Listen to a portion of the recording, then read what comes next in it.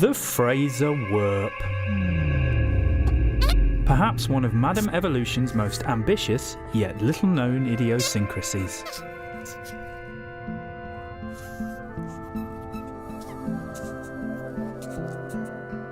The origins of the creature baffled even the king of oranges himself, Mr. Charles Darwin, after discovering one had been nesting in his extraordinary beard for almost 6 months. In the only recently rediscovered lost pages from his red notebook, he notes on the FRAISER WERP's astounding ability to make you believe it doesn't actually even exist. And yes, even now you are thinking to yourself, well, it doesn't actually even exist. And therein lies my point. The denial within the human psyche associated with the FRAISER WERP is so weighty that it actually physically bends light around the creature in the physical world, while denying the translation of that visual memory through the visual cortex buccal receptors, thus rendering it extremely unrememberable to anyone with a fully functioning ventral stream. And it is for this reason that the FRAISER WERPs have been able to successfully live and bounce around us undetected for so long. One of Professor Shanks's more controversial claims is that as humans are perhaps the biggest generators of noise on the planet, each and every one of us is likely to have had at least one FRAISER WERP following us around at some point during our lifetime.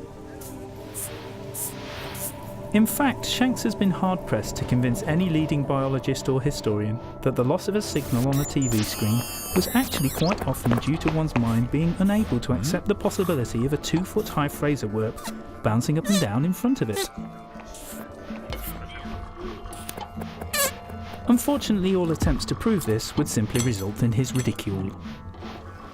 In a similar way to that which plants feed off sunlight through photosynthesis, FRAISER WERPs feed off sound waves.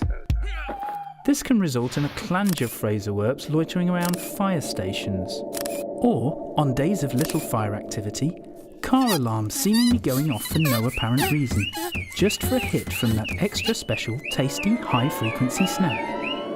It is often wondered just how much of an influence an overstimulated FRAISER WERP could have on the mind of someone hell-bent on world domination.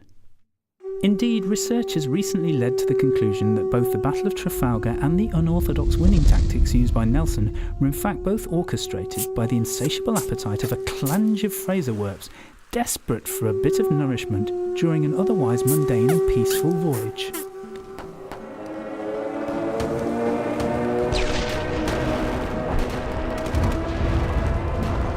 The culmination of more than 27 FRAISER WERPs per vessel would have the curious side effect of generating a bottle-shaped bubble extending beyond themselves to encompass an entire ship. This bubble will deflect unnecessary foreign objects from entering so as to accommodate unhindered sine waves from any incoming tasty morsel of sound. The crew of the British fleet could neither hear nor see the approaching armada and remained completely oblivious to the enemy fire as it harmlessly bounced away from them.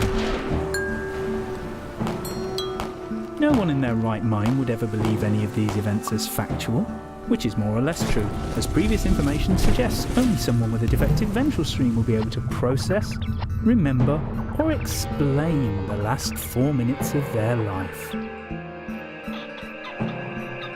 Or indeed, the thing the pigeons were sitting on in Trafalgar Square.